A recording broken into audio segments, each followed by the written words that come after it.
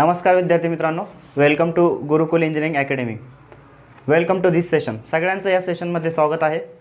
मित्रांनो, we are discussing about the first unit of the fluid mechanics, that is nothing but the properties of the fluid. Okay, now in the discussion of these properties of the fluid, we have already discussed about the what are the properties, what are the basic properties of the fluid, and regarding the basic discussion regarding the fluid mechanics. Okay, मग आता बघा, fluid मेकॅनिक्सचं ज्यावेळेस आपण introductory session बघितलं किंवा त्यामध्ये ज्या basic discussion आपण केलेलं आहे, what is actually mean by the fluid mechanics, what is the difference between the fluid and solid, and what are the key points that differentiate the fluids and solid. After that we have also discussed about the concept of the continuum concept आपण discuss केलेले आहे. आणि after that we have discuss about the differentiation between the ideal fluid and real fluid. Okay, this was regarding the first session of the fluid mechanics.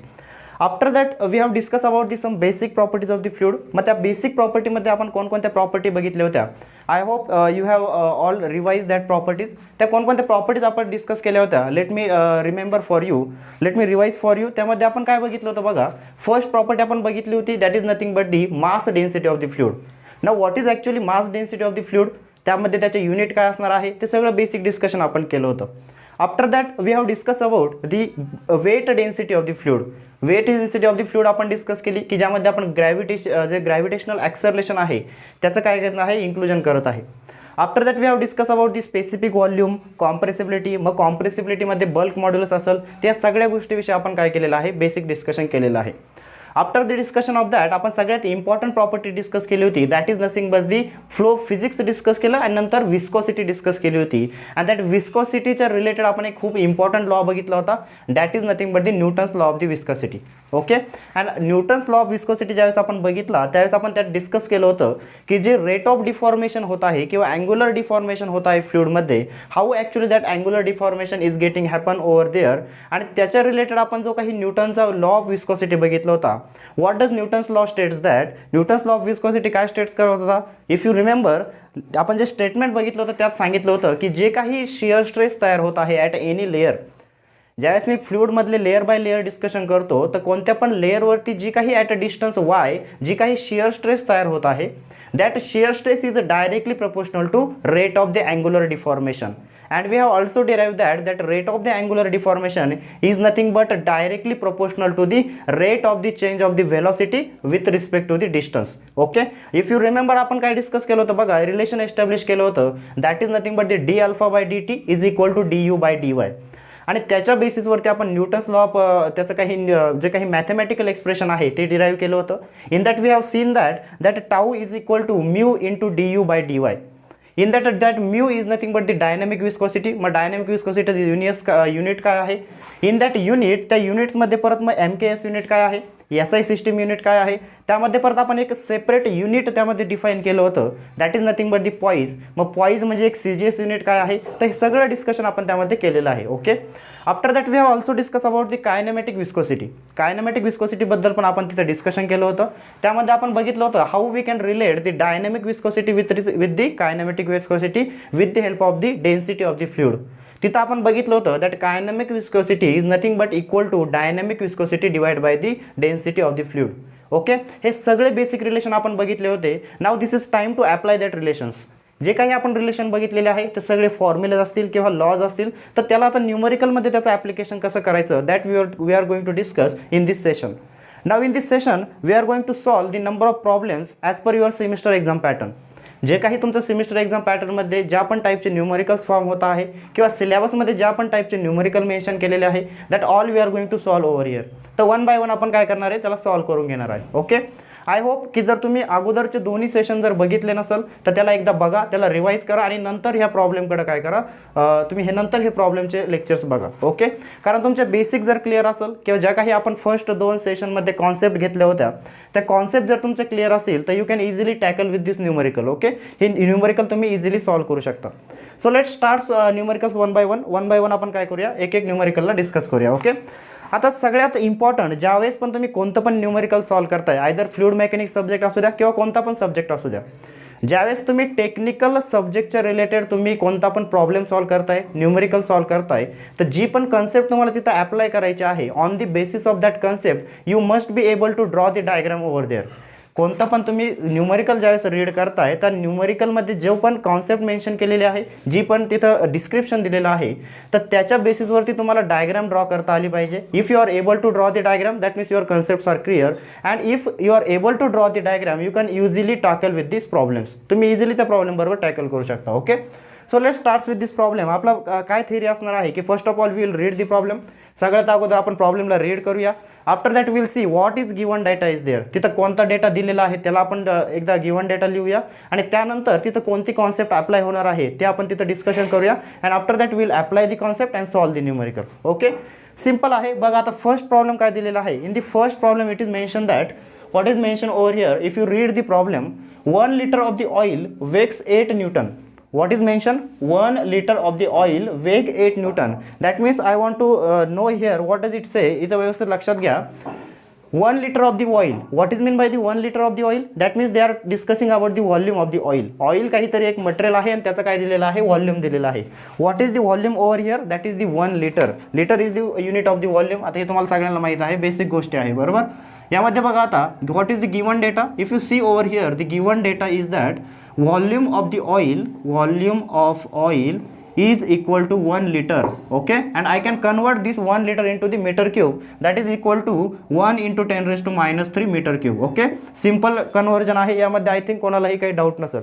If you have any doubt regarding the unit conversion you can ask me. Okay, तुम्ही तो doubt विचारू शकता.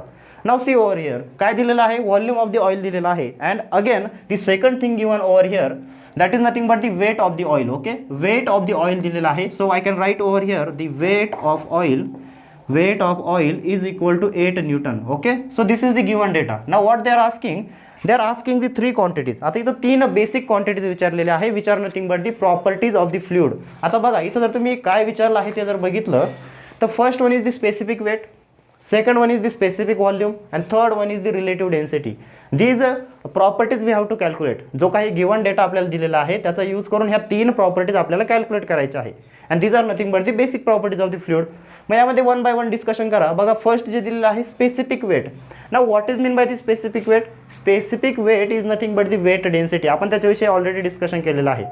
मग मला माहीत आहे specific weight म्हणजे जर वेट डेन्सिटी असेल तर सर मला माहीत आहे की वेट डेन्सिटी मी कॅल्क्युलेट करू शकतो by taking the ratio weight by volume. मी जे काही डिस्कशन केलेलं आहे त्यामधनं सर मी सांगू शकतो की ज्यावेळेस मला स्पेसिफिक वेट किंवा वेट डेन्सिटी काढायची आहे म्हणजेच मला वेट आणि व्हॉल्यूमचा काय घ्यायचा आहे, रेशो घ्यायचा आहे.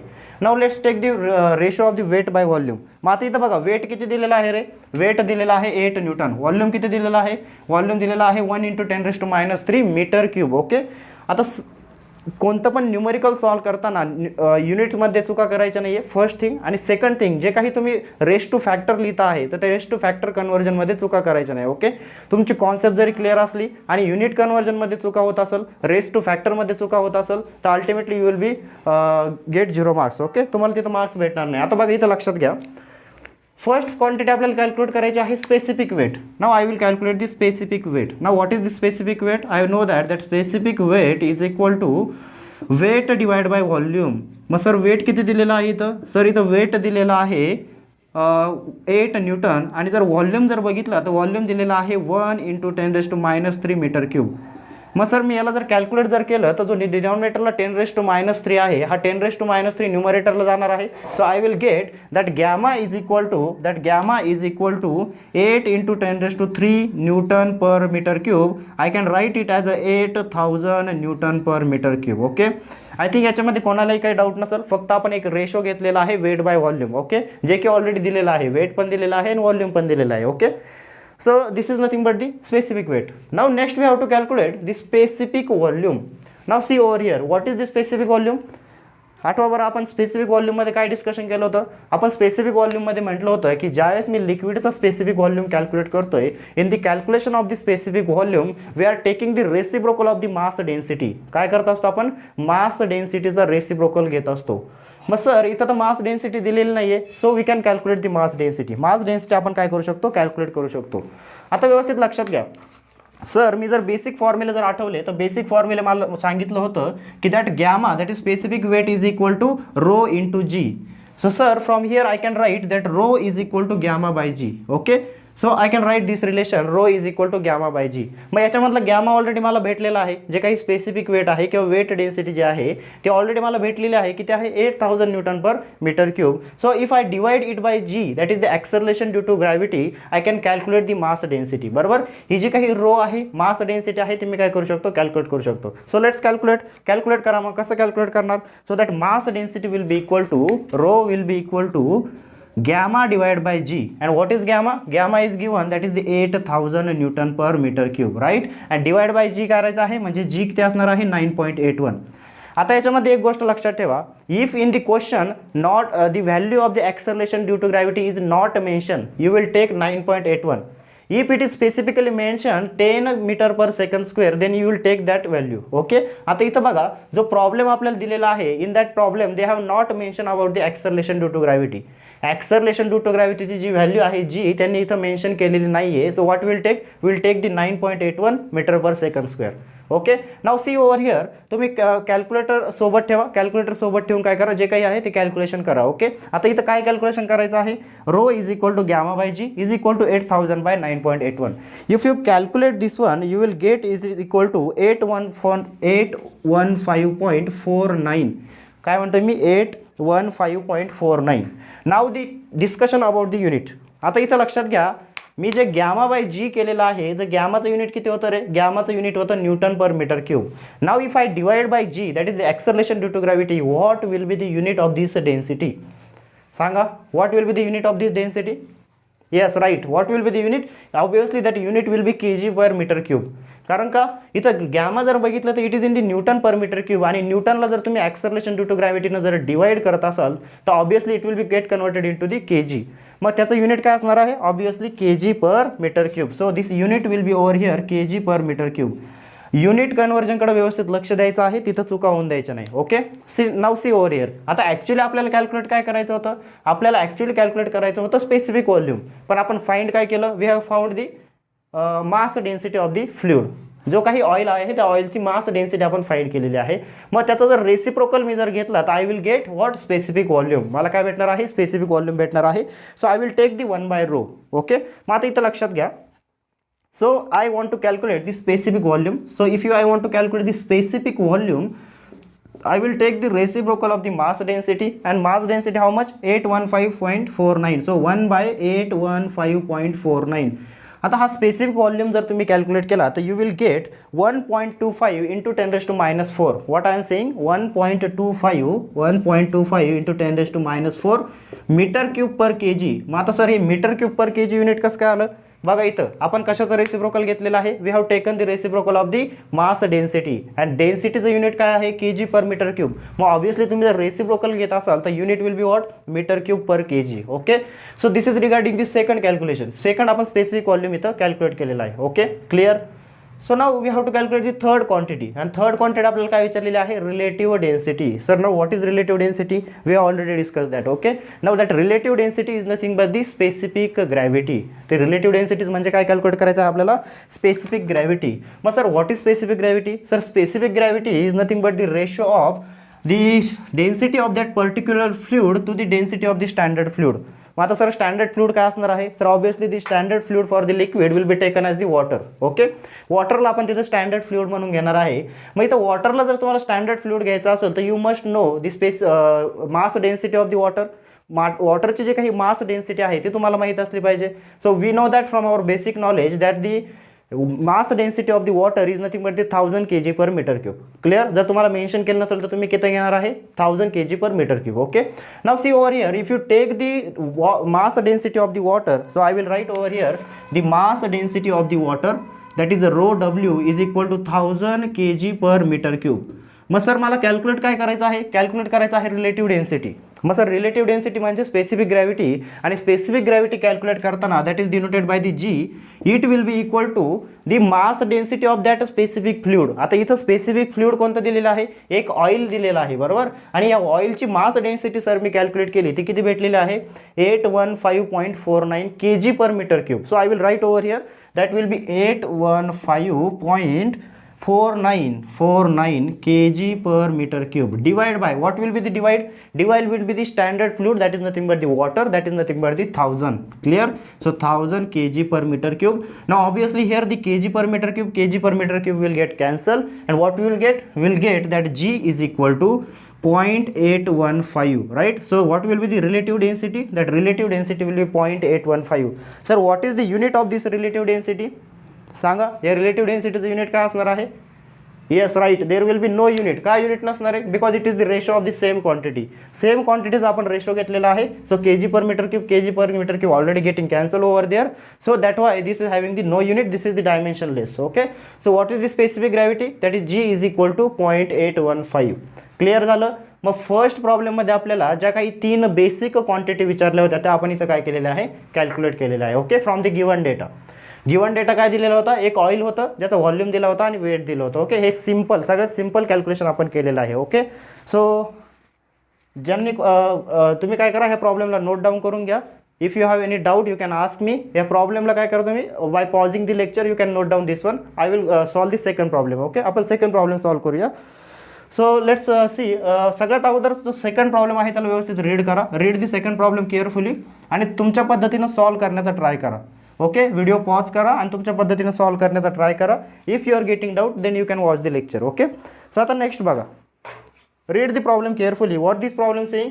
That problem says that a plate 0.02 mm distance from a fix plate. आता क्वेश्चनला केअरफुली रीड करायचा आहे. जो काही की पॉईंट आहे त्याला अंडरलाईन करायचा आहे आणि त्यावरनं डायग्राम ड्रॉ करायचे आहे. If you are able to do that you can easily tackle with the problem. आता बघा, लक्षात घ्या. A plate 0.02 mm distance from a fixed plate. That means there are two plates. दोन प्लेट्स तिथं आहे. एक फिक्स प्लेट आहे, एक मूविंग प्लेट आहे. Okay, so I will draw the diagram. इथं काय करतो मी, एक डायग्राम ड्रॉ करतो. So this is the one, this one is the fix plate. एक काय आहे इथं फिक्स प्लेट आहे. And over that one another plate is moving. That is nothing but the moving with the velocity at 60 centimetre per second. म्हणजे जी काही second plate आहे जी की move होत आहे त्याची व्हेलॉसिटी आपल्याला किती दिलेली आहे? 60 सेंटीमीटर पर सेकंड. जे काही युनिट दिलेलं आहे त्याला व्यवस्थित नोट डाऊन करायचं आहे. So this is the 60 centimetre per second. Okay, next बघा काय दिलेलं आहे.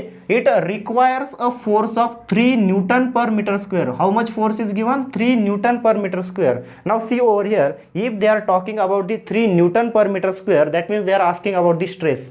क्लिअर होत आहे का? युनिट काय दिलेलं आहे बघा, Newton per metre square. Force per unit area कशाचं युनिट असतं? स्ट्रेसचं युनिट. आणि इथं कोणती स्ट्रेस असणार आहे? ऑब्विसली शिअर स्ट्रेस असणार आहे. That means they are talking about the shear stress. Clear होत आहे का? परत रीड करा व्यवस्थित. And requires a force of 3 newton per metre square to maintain this speed. What does it mean? Maintain this speed याचा अर्थ काय होतो? It does it mean that की ज्यावेळेस ही जी सेकंड प्लेट आहे ती ह्या फ्लुइडवरती मूव्ह होत आहे. फ्लुइड कोणता आहे? This is the fluid.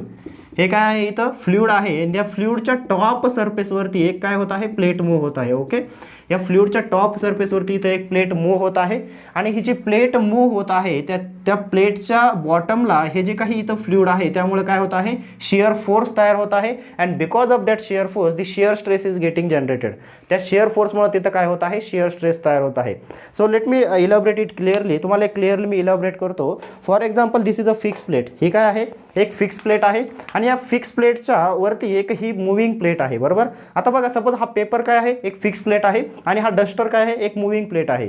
ज्यावेळेस हा पेपरला मी फिक्स ठेवतोय आणि हा डस्टर मी समोर मूव्ह ऑन करतोय तर ह्या दोघांच्या मध्ये तुम्हाला फ्लुइड अज्युम करायचं आहे. अज्युम करा की ह्या दोघांच्या मध्ये फ्लुइड आहे.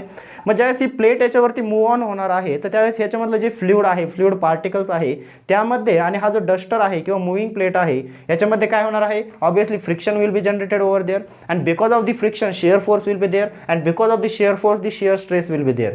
क्लिअर? आय थिंक तुम्हाला आता क्लिअर इमॅजिनेशन झालं असेल. आता बघा, लक्षात घ्या. This plate is moving with the 60 centimetre per second. Now they are asking determine the fluid viscosity between the plates. आता व्यवस्थित लक्षात घ्या. What they are saying? They are asking us to calculate the fluid viscosity between the plates. दोन प्लेटमधली viscosity calculate करा. कशाची? त्या फ्लुइडची. So that is our target. Okay, ते आपल्याला कॅल्क्युलेट करायचं आहे. So I will write over here. I want to calculate the dynamic viscosity of this fluid. आता व्यवस्थित लक्षात घ्या, इथं कोणतीही विस्कोसिटी मेन्शन केली का? कोणतीही विस्कोसिटी मेन्शन केलेली नाही. That means we want to calculate the dynamic viscosity. हे जे काही की पॉईंट आहे त्याला व्यवस्थित लक्षात ठेवत जा. प्रॉब्लेम रीड करताना त्यामध्ये कन्फ्युजन व्हायला नको. ओके, इथं काहीच म्हटलेलं नाही की कोणती विस्कोसिटी कॅल्क्युलेट करा. That means you are going to calculate the dynamic viscosity. मग आता सर मला बेसिक रिलेशन माहीत आहे. जर इथं विस्कोसिटी विषयी जर डिस्कशन होत असेल तर मला न्यूटनचा जो लॉ ऑफ विस्कोसिटी आहे त्यावरनं मला बेसिक रिलेशन माहीत आहे. That is tau is equal to, so that tau will be equal to mu into D you by D y. Okay, हे बेसिक रिलेशन मला माहीत आहे. That is nothing but the Newton's law of the viscosity. मग sir आता हे relation जर बघितले तर यावरनं मला कॅल्क्युलेट काय करायचं आहे? ही डायनॅमिक विस्कोसिटी कॅल्क्युलेट करायची आहे. मग सर या रिलेशनवरनं मला जर डायनॅमिक विस्कोसिटी जर कॅल्क्युलेट करायची असेल तर जो बाकीचा डेटा आहे तो मला माहीत असला पाहिजे. मग कोणता डेटा माहीत असला पाहिजे? इथं बघा, ही शिअर स्ट्रेस जी आहे टाऊ ती माहीत असली पाहिजे. त्याच्यानंतर डी यू माहीत असला पाहिजे आणि डी वाय माहीत असलं पाहिजे. आणि त्यासाठी मला बेसिक टर्मिनॉलॉजी माहीत पाहिजे आणि त्यासाठी मला मागचं सेशन क्लिअर पाहिजे. ओके, त्यामुळे मी अगोदरच म्हटलं की अगोदरचं सेशन तुम्ही बघितलं नसेल तर अगोदर ते बघा आणि नंतर या प्रॉब्लेमला काय करा? डील करा. ओके, मग त्याच्यामध्ये व्यवस्थित लक्षात घ्या, ही जी टाऊ आपण शिअर स्ट्रेस म्हणतोय, this tau shear stress is at a some distance y. काय म्हणतोय मी? व्यवस्थित लक्षात घ्या, एक डिस्टन्स वाय वरती. आता इथं जर बघितलं आपण तर लेट मी रिमेंबर यू, आपण ज्यावेळेस लॉ डिराईव्ह केला होता तर तो लॉ डिराईव्ह करताना काय केलं होतं? अशा प्रकारे फ्लुइड एलिमेंट घेतले होते, बरोबर. अशा प्रकारे आपण लेअर बाय लेअर फ्लुइड घेतले होते आणि याच्यामध्ये असं म्हटलं होतं की एक वाय डिस्टन्सवरती काय म्हटलं होतं? मी लक्षात घ्या, ही काय होती? फिक्स प्लेट होती आणि या फिक्स प्लेटपासून वाय डिस्टन्सवरती एक लेअरविषयी मी डिस्कशन करत होतो. आणि ह्या ज्या लेअरविषयी डिस्कशन करत होतो मी, ह्या दोन लेअरमधलं डिस्टन्स होतं डी वाय. या दोन लेअरमधलं डिस्टन्स किती होतं? D Y. आणि इथं मी म्हटलं होतं की जो बॉटम लेअर आहे याची व्हेलोसिटी आहे यू आणि जो अप्पर लेअर आहे त्याची व्हेलोसिटी आहे यू प्लस डी यू, बरोबर. आणि त्यावरून आपण rate of angular deformation calculate केलं होतं. मग आता इथं व्यवस्थित लक्षात घ्या, मला ह्या दोन लेअरविषयी डिस्कशन करायचं आहे आणि ह्या दोन लेअरविषयी मी जर बघितलं तर ही जी यू व्हेलोसिटी आहे ना, ही u velocity that is nothing but the velocity of this fix plate. आता आपल्याला काय करायचं आहे? आपण जे ओरिजिनल डेरिवेशन बघितलेलं आहे त्याला आपल्या प्रॉब्लेम बरोबर सिम्युलेट करायचं आहे, त्याला इथं अप्लाय करायचं आहे. मग त्याला अप्लाय करताना व्यवस्थित लक्षात घ्या, जी काही मी हा बॉटम लेअर बोलतोय, आता आपल्यासाठी बॉटम लेअर कोणता आहे? आपल्यासाठी इथं बॉटम लेअर आहे दिस फिक्स प्लेट. ही this fix plate is nothing but the bottom layer. Okay, त्याच्यानंतर हा जो अप्पर लेअर आहे which is having the velocity u plus d you, that is nothing but the this upper plate. आता ही upper plate जी असणार आहे आपली, this acting as the upper layer. Okay, ही जी अप्पर प्लेट आहे that will be act as a upper layer. मग आता मला क्लिअर झालेलं आहे की ही जी बॉटम व्हेलोसिटी बॉटम लेअर आहे दॅट इज बॉटम प्लेट आहे त्याची व्हेलोसिटी यू असणार आहे. पण सर मी इथं जर बघितलं तर याची व्हेलोसिटी किती आहे? 0 आहे. So that is moving with the 0 velocity, right. मग सर जी टॉप प्लेट आहे that top plate that is nothing but the upper layer, it is moving with the velocity 60 centimetre per second. किती व्हेलोसिटीनं move होतोय? 60 centimetre per second. मग sir what is the change in velocity? If I ask you what is will be change in velocity? Change in velocity we will take the difference of this one. आणि इथं जर बघितलं तर एकाची velocity किती आहे? 0 आहे आणि दुसऱ्याची किती आहे? 60 centimetre per second. So what will be the du? What will be the change in velocity? Obviously 60 minus 0 it will be 60 centimeter per second. So sir I can write that du is equal to 60 centimeter per second. Clear? Sir मला आता एवढं clear झालं की what is the change in velocity and how to calculate that. मग आता next माझं काम आहे how to calculate this d y. Sir this d Y is nothing but the distance between the two layer. हे जे d y आहे it is nothing but the distance between the two layer. मग sir इथं जर बघितलं तर जो bottom plate आहे आणि अप्पर प्लेट आहे these are acting as a two layer आणि ह्या दोघांमधलं जे डिस्टन्स असणार आहे तेच काय असणार आहे? डी वाय असणार आहे.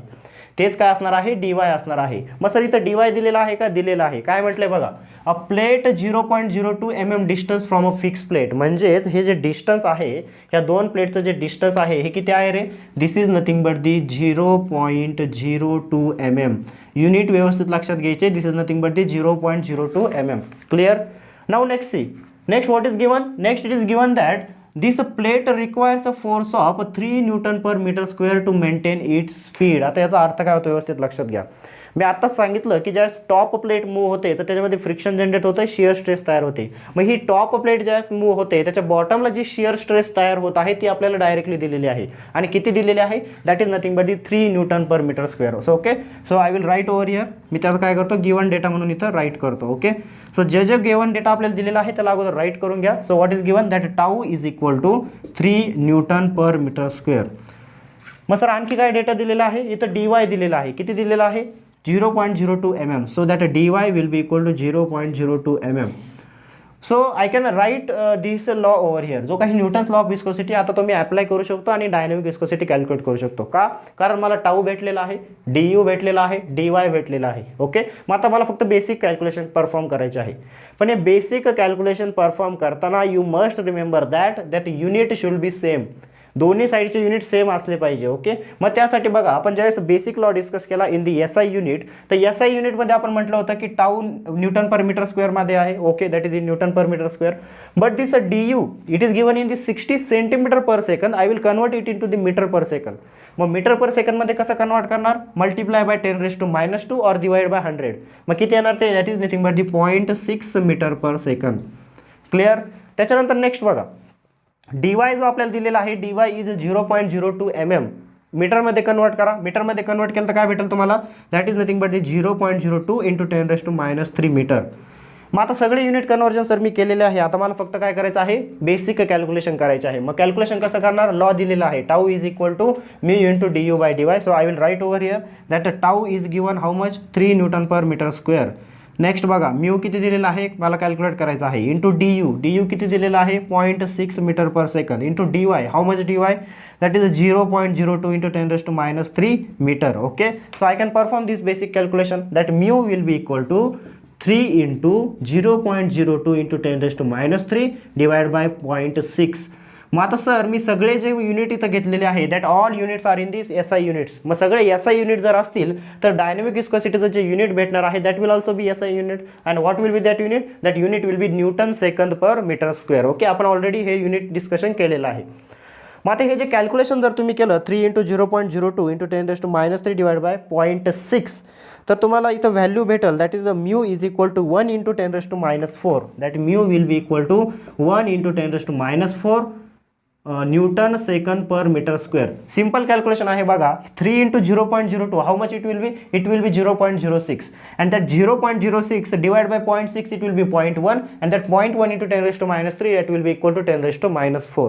Clear? So how much dynamic viscosity is here? The dynamic viscosity is 1 into 10⁻⁴ Newton second per meter square. Clear झालं का? याच्यामध्ये कोणाला काही डाऊट असेल तर you can ask me. Okay, आता याच्यामध्ये बघा आपण कॅल्क्युलेट काय केलं रे? We have calculated the dynamic viscosity of this fluid. हे जे काही दोन प्लेटच्यामध्ये हे जे काही फ्लुइड फ्लो होत होतं त्याची डायनॅमिक विस्कोसिटी आपण कॅल्क्युलेट केली. एक बेसिक प्रॉपर्टी आपण कॅल्क्युलेट केली. मग यावरनं मी त्याची कायनेमॅटिक विस्कोसिटी कॅल्क्युलेट करू शकतो का? प्रॉब्लेममध्ये विचारलेलं नाही आहे, पण I am asking you can we calculate the kinematic viscosity? आपण कायनेमॅटिक विस्कोसिटी कॅल्क्युलेट करू शकतो का? Sir we can calculate kinematic viscosity, but the problem is that की त्याची डेन्सिटी आपल्याला दिलेली नाही. बरोबर? सो डेन्सिटी जर दिलेली असेल तर तुम्हाला कायनेमॅटिक विस्कोसिटी काढता आली पाहिजे. Okay, how to calculate? That is mu by rho. आता इथं प्रॉब्लेममध्ये दिलेली नाही आहे, पण in future they can ask in to the problem. In future तुम्हाला प्रॉब्लेममध्ये कायनेमॅटिक विस्कोसिटी काढायला विचारली जाऊ शकते. How to calculate? Just divide the dynamic viscosity divide by the mass density.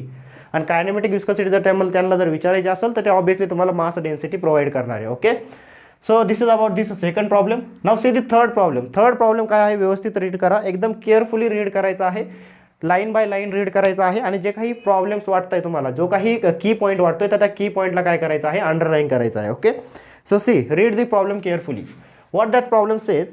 A body with gravity force of 500 newton. Sir आता इथंच problem आडला आहे की what is gravity force? My dear friends, तुम्हाला बेसिक नॉलेजवरनं हे माहीत आहे की that gravity force is nothing but the weight of the body. ज्यावेळेस मी ग्रॅव्हिटी फोर्स म्हणतोय that is mean by the weight of the body. मग आता इथं व्यवस्थित लक्षात घ्या, it is given that a body with a gravity force of 500 newton. Sir म्हणजेच मला काय दिलेलं आहे? एक 500 न्यूटनची बॉडी आहे. Okay, with a flat surface area. त्याचा फ्लॅट सरफेस एरिया दिलेला आहे 0.2 मीटर स्क्वेअर. नेक्स्ट काय म्हटलेलं आहे? It slides down on a lubricated incline plane making an angle 30 degree with the horizontal. खूप लेंदी झालं, आता परत रीड करा. काय म्हणतंय? Down lubricated incline plane making at an angle 30 degree with the horizontal. So कुठेही कन्फ्यूज व्हायचं नाही. जी काही लाईन सांगते त्याला काय करायचं? व्यवस्थित ड्रॉ करायचं आहे. सो आता जेवढं आपण रीड केलं त्याची फिगर ड्रॉ करूया. ओके, आता काय म्हटलंय बघा, इथं एक इन्क्लाइन प्लेन आहे 30 degree with the horizontal. So first will draw that incline plane with the horizontal. So let me draw over here. आपण काय करूया? एक इन्क्लाइन प्लेन ड्रॉ करूया with making an angle of 30 degree with the horizontal. So this is the plane making an angle 30 degree with the horizontal. हे काय आहे? एक horizontal plain आहे. आता हे 2D मध्ये तुम्हाला असं दिसत आहे. 3D मध्ये जर बघितलं तर कसं दिसेल? व्यवस्थित लक्षात घ्या. हे काय आहे?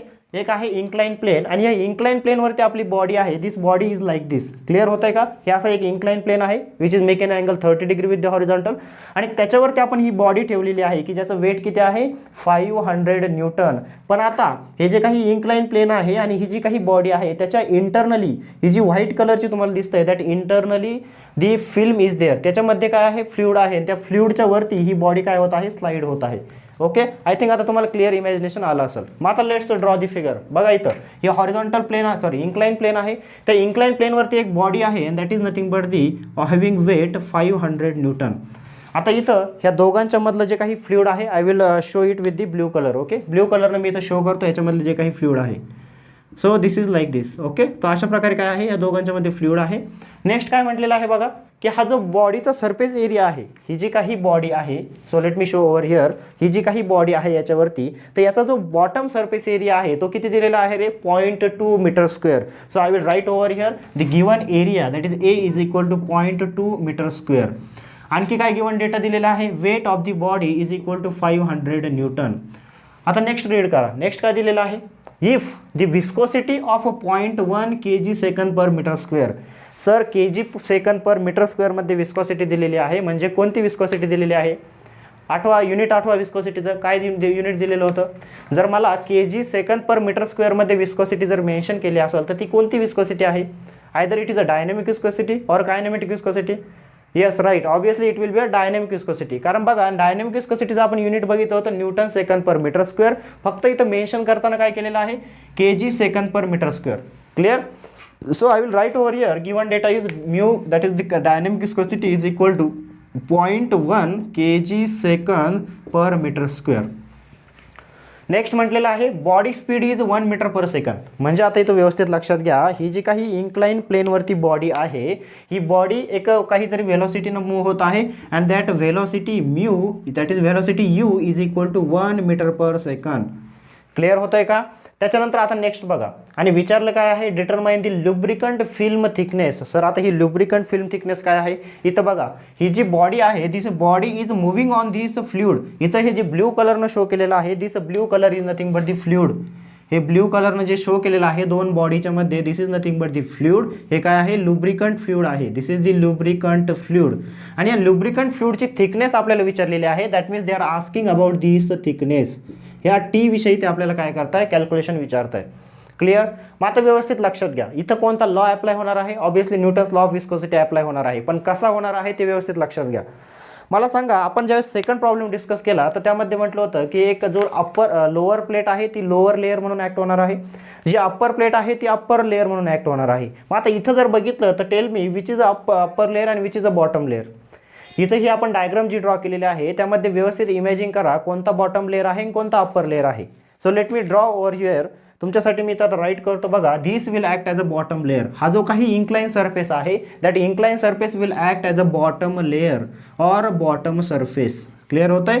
आणि ही जी बॉडी जी आहे त्या बॉडीचा हा जो काही बॉटम सरफेस आहे this bottom surface will act as a upper layer. का तो काय म्हणून ॲक्ट होणार आहे this will act as a upper layer. Okay, so this will act as a upper layer.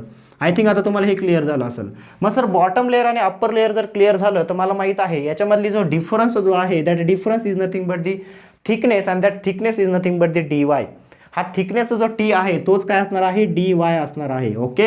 आणि सेकंड थिंग सर ही body ज्या व्हेलॉसिटीनं move होत आहे त्याच व्हेलॉसिटीनं याचा बॉटम सरफेस पण मूव्ह होणार आहे. मग सर इथं जर बघितलं तर हा जो इन्क्लाइन प्लेन आहे या इन्क्लाइन प्लेनची व्हेलॉसिटी 0 आहे आणि हा बॉटम सरफेसची व्हेलॉसिटी 1 मीटर पर सेकंड आहे. मग मला जर चेंज इन व्हेलॉसिटी जर कॅल्क्युलेट करायचं असेल तर sir it will be equal to this 1 metre per second minus 0. कारण हा जो इन्क्लाइन प्लेन आहे याची व्हेलॉसिटी किती आहे 0 आणि हा जो बॉटम सरफेस आहे याची व्हेलॉसिटी किती आहे 1 metre per second. So I can calculate D you that D U is equal to 1 minus 0 that is 1 metre per second. Clear. मग आता मला सांगा जर मला न्यूटन्स लॉ ऑफ विस्कोसिटी इथं जर अप्लाय करायचं असेल तर मी कसं अप्लाय करू शकतो. मला माहिती आहे that Newton's law of viscosity tau will be equal to mu into D you by D Y. Clear. मग आता इथं जर बघितलं तर मला कोणता डेटा गिवन आहे तो व्यवस्थित लक्षात घ्या. डेटा काय काय दिलेला आहे मला वेट ऑफ दिस बॉडी दिलेला आहे. मग आता हे वेट ऑफ दी बॉडी कसं ॲक्ट होणार आहे व्यवस्थित लक्षात द्यायचं आहे. सगळ्यांनी व्यवस्थित लक्ष द्या. क्लिअर. बघा आता हे जे वेट ऑफ द बॉडी आहे obviously it is due to the gravitation and it will act perpendicularly. Okay, हे जे काही 500 न्यूटन आहे ते अशा प्रकारे परपेंडिक्युलर ॲक्ट होणार आहे, that is the 500 Newton. From your basic knowledge of the engineering mechanics तुम्ही इथं सांगू शकता की हे काय असणार आहे, 500 न्यूटन जे आहे ते व्हर्टिकली ॲक्ट होणार आहे. मग सर हे जर व्हर्टिकली ॲक्ट जर होत असेल तर याचा एक कंपोनंट काय असणार आहे, एक कंपोनंट ह्या इन्क्लाइन प्लेनच्या अलॉंग असणार आहे आणि एक कंपोनंट ह्या इन्क्लाइन प्लेनच्या परपेंडिक्युलर असणार आहे. मग त्याचे कंपोनंट मी जर ड्रॉ केले तर कसे कंपोनंट येतील व्यवस्थित लक्ष द्या, सगळ्यांनी व्यवस्थित लक्ष द्यायचं आहे, याच्यामध्ये कोणतंही कन्फ्युजन नको आहे. ओके, आता बघा लक्ष द्या, हा जो 500 न्यूटन जो आहे त्याला मी अशा प्रकारे रिझॉल्व करू शकतो, this will be the perpendicular component and this will be the parallel component. Clear. मग आता इथं बघा हा जो पॅरलल कंपोनंट असणार आहे this will be nothing but the 500 sin 30. किती असणार आहे, 500 sin 30. कारण का, this is the angle is 30 degree and 30 degree angle जर असेल तर this is nothing but the W sin theta. Here W is the 500 and theta is the 30 degree. Clear. मग आता इथं व्यवस्थित लक्ष द्या, हे जे 500 sin 30 आहे, can I calculate that? Yes sir, आम्ही कॅल्क्युलेट करू शकतो, कारण sin 30 आम्हाला व्हॅल्यू माहीत आहे, that sin 30 is nothing but the half 0.5 आणि मल्टिप्लाय बाय 500 जर केलं तर किती भेटणार आहे, 250. ओके, किती भेटणार आहे, 250. मग आता इथं व्यवस्थित लक्षात घ्या, इथं जो शिअर फोर्स ह्या प्लेटच्या अलॉंग, बघा मला सांगा हा काय आहे, ही इन्क्लाइन बॉडी आहे, ही इन्क्लाइन बॉडी आहे आणि इन्क्लाइन बॉडीच्या अलॉंग कोणता फोर्स ॲक्ट होतोय रे, या इन्क्लाइन बॉडीच्या अलॉंग हा 500 sin 30 फोर्स ॲक्ट होतोय की ज्याची व्हॅल्यू किती आहे, 250. 500 sin 30 तुम्ही कॅल्क्युलेट केलं तर तुम्हाला किती भेटेल, 250. मग ह्या बॉडीच्या अलॉंग जो फोर्स ॲक्ट होतोय किती आहे, 250 आहे. मग मला सांगा ह्या बॉडीच्या सरफेस एरियावरती जो काही शिअर स्ट्रेस तयार होईल तो कोणामुळे तयार होणार आहे, या हॉरिझॉन्टल या इन्क्लाइन फोर्समुळे तयार होणार आहे आणि तो फोर्स किती आहे, 250 आहे. ओके, म्हणजेच मी असं म्हणू शकतो की जो काही इथं फोर्स तयार होत आहे, हा जो काही 250 फोर्स तयार होत आहे that is F force, that will be equal to याच्यावरती जी शिअर स्ट्रेस तयार होत आहे in multiply by the area. Clear होत आहे का, कारण इथं जी शिअर स्ट्रेस तयार होणार आहे ती या फोर्समुळे तयार होणार आहे आणि तो फोर्स डिवाइड बाय एरिया जर केलं तर मला शिअर स्ट्रेस भेटेल. मी फक्त काय करतोय, हा जो एरिया आहे याला काय करतोय, इकडे मल्टिप्लाय करतोय. Clear.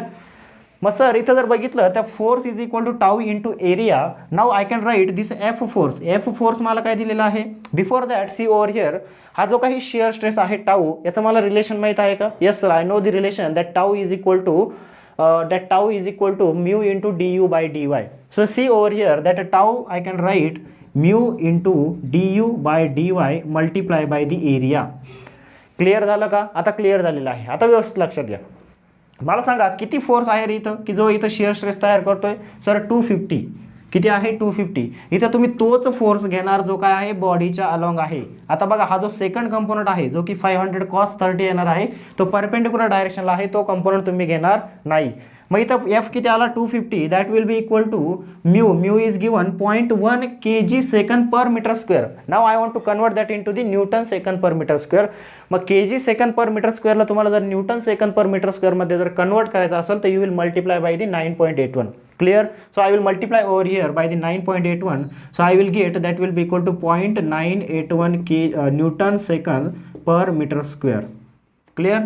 So I will get this mu is equal to 0.98 Newton second per meter square. So I can write over here that mu is 0.98. Clear. Next I have du. How much du? That du is nothing but the 1 meter per second divided by dy. What is dy? Here we have already calculated the dy. That dy is nothing but the thickness of the fluid and that is nothing but the calculation we have to do.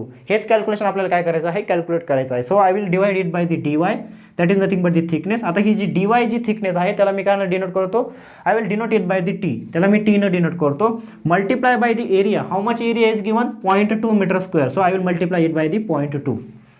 Clear होतंय. तर 0.2 आपण इथं काय केलेलं आहे, multiply केलेलं आहे. मग आता इथं व्यवस्थित लक्षात घ्या, अननोन फक्त काय आहे, इथं फक्त अननोन उरलेला आहे थिकनेस. ही जी काही फ्लुइडची थिकनेस आहे ही काय अननोन उरलेली आहे आणि तेच आपल्याला काय करायचं होतं, कॅल्क्युलेट करायचं होतं. मग याचं तुम्ही जर कॅल्क्युलेशन जर केलं तर इथं जी तुम्हाला जी थिकनेस भेटणार आहे ती कशी कॅल्क्युलेट करू शकता, लक्षात घ्या. That thickness will be equal to 0.98 multiply by 0.2 divide by 250. मग ही थिकनेस तुम्हाला जी भेटणार आहे that will be equal to 0.785 into 10⁻³ metre now that comes out to be in metre, we have to convert it in to the MM. त्याला तुम्ही MM मध्ये convert करू शकता. How? Just multiply by the 1000. मग 1000 ना त्याला multiply केलं तर how much you will get, that T will be equal to 785 mm, sorry 0.785 mm, 0.785 mm. This is nothing but the thickness of the lubricant fluid. याच्यामध्ये जो काही lubricant fluid आहे त्याची काय भेटलेली आहे आपल्याला, थिकनेस भेटलेला आहे. Okay, so this is the complete discussion regarding the some numericals. आपण काय केलेलं आहे, न्यूमरिकल डिस्कस केलेले आहे बेसिक प्रॉपर्टीजवरती. ओके, आता ही बेसिकली याच्यामध्ये आपण 3 न्यूमरिकल डिस्कस केलेले आहे. आपण याच्यावरती आणखी एक सेशन घेऊया on the basis of the न्यूमरिकलच्या बेसिसवरती आणखी एक सेशन आपण नेक्स्ट सेशन घेऊया की ज्याच्यामध्ये आणखी जे काही डिफरंट टाईप्सचे प्रॉब्लेम आहे. फॉर एक्झाम्पल ज्यावेळेस एक तुम्हाला सिलेंडर दिलेला आहे, त्या सिलेंडरमध्ये ज्यावेळेस शाफ्ट मूव्ह होत आहे, if the lubricant film is between that cylinder and that shaft, how much shear stresses will be generated, or if that shaft is moving, how much power is required to move that shaft. This type of the problems are there, ते आपल्याला तिथे calculation करायचं आहे. Okay, so such type of the problems we will discuss into the next session. So this is regarding this session. Okay, या सेशनमध्ये आपण हे 3 problem discuss केलेले आहे. या प्रॉब्लेमला क्लिअरली काय करा, ऑब्झर्व करा, कुठं कुठं कसं सॉल्व्ह करायचं आहे, कुठं गोष्टी कशा लक्षात घ्यायच्या आहे, आणि जो न्यूटन्स लॉ ऑफ विस्कोसिटी आहे त्याला कसं अप्लाय करायचं आहे याला व्यवस्थित लक्षात घ्या. ओके, कोणाला काही डाऊट असेल तर I have already given my WhatsApp number, you can ask me. Okay, तुम्ही तिथं डाऊट विचारू शकता, और you can ask your doubts in to the chat box section of the Android app. जे काही अँड्रॉइड ॲप आहे त्याच्या चॅट बॉक्स सेक्शनमध्ये तुम्ही तुमचे डाऊट्स विचारू शकता. Okay, so will stop in this session and will meet into the next. पण नेक्स्ट सेशनमध्ये बघताना तुम्ही काय करा, अगोदरचे जे काही 3 सेशन आहे त्याला क्लिअरली ऑब्झर्व करा, त्याला व्यवस्थित नोट्स बनवा, आणि हे जे न्यूमरिकल्स आहे याला व्यवस्थित ऑब्झर्व करा. Okay, so that we can easily tackle into the next problem. जे काही नेक्स्ट सेशनमध्ये प्रॉब्लेम आहे ते इझिली सॉल्व्ह करू शकता. Okay, so will stop and will meet into the next session. Okay, thank you.